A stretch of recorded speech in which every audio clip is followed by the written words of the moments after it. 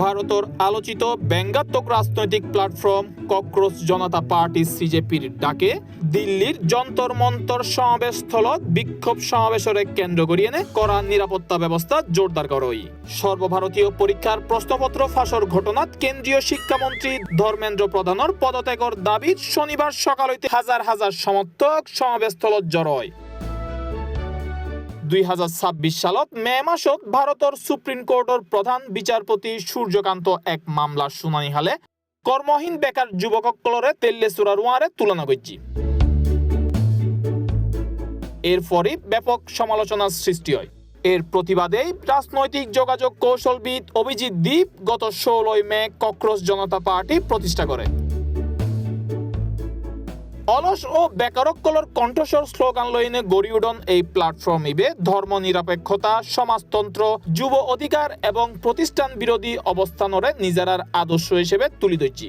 সামাজিক যোগাযোগ মাধ্যমত তারার অনুসারীর সংখ্যা 1 কোটিরও বেশি। শনিবার সমাবেশত যোগ দিবেল্লাই যুক্তরাষ্ট্রের বোস্টনতুন দেশত ফিরিয়াই অভিজিৎ দ্বীপ এবং সকাল 10:30টার দিকে যন্তর মন্তরত পৌঁছায়। সমাবেশরে কেন্দ্র করিয়ে দিল্লি হাইকোর্টত একখান জনস্বার্থ মামলাও দায়ের করা হইল। তবে নির্ধারিত কর্মসূচি অনুযায়ী বিক্ষোভ অনুষ্ঠিত হয়।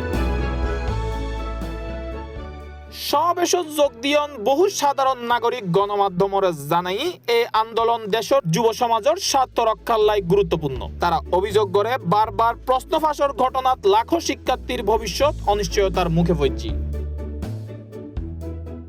ইন্দির শাসক দল বিজেপির কিছু নেতা আন্দোলনকারীসকলরে পাকিস্তানপন্থী বলে আখ্যা দিয়ে পাশাপাশি মার্কিন ধনকুবের জর্জ সোর্স এই আন্দোলনের পেছনে অর্থায়ন করার বলেও অভিযোগ তুললি। সমাবেশ চলাকালে সিজেপি নেতাসকল ঘোষণা দিয়ে তারার পরবর্তী বৃহৎ সমাবেশ আগামী 23 জুন দিল্লির ঐতিহাসিক রামলীলা ময়দানত অনুষ্ঠিত হইব।